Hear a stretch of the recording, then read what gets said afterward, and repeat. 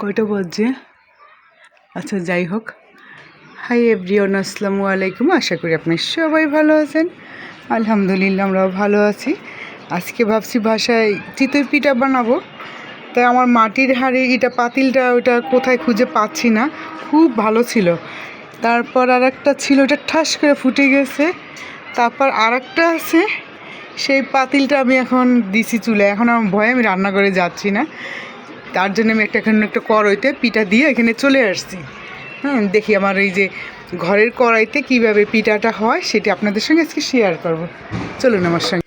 আমার ভয় লাগতেছে ধাম করে ওঠে কিনা। এই পাতিলে কিন্তু আমি এখনও দিই নাই, ঠিক আছে? এইটাই দিয়েছি কড়াইতে। হ্যাঁ যে দেখি তো, মা একদম পুরাতন কড়াইতে দিলে ভালো হয় মনে হয়, কি জানি। এটা কিন্তু আমার প্রথম, এই যে আমি জীবনে কিন্তু কড়াইতে করি না।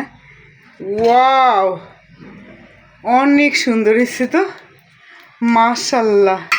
কিন্তু আমি প্রথম কিন্তু কড়াইতে দিছি, দিয়ে আমি বারান্দায় চলে গেছি। আর এইটা আমি ভয় পাচ্ছি,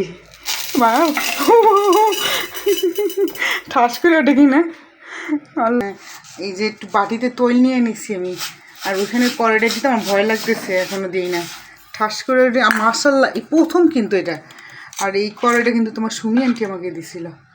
একবার ওকে বলছিলাম আমার না এই কড়াই নাই, তাই আমার জন্য এটা দিছিল।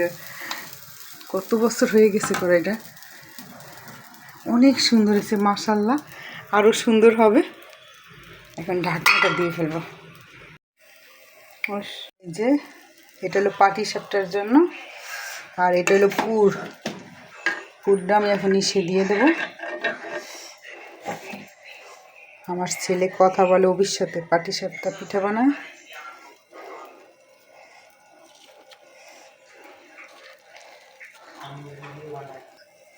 অভি, তোর লোভ দেখায়, তোর লোভ দেখাচ্ছে।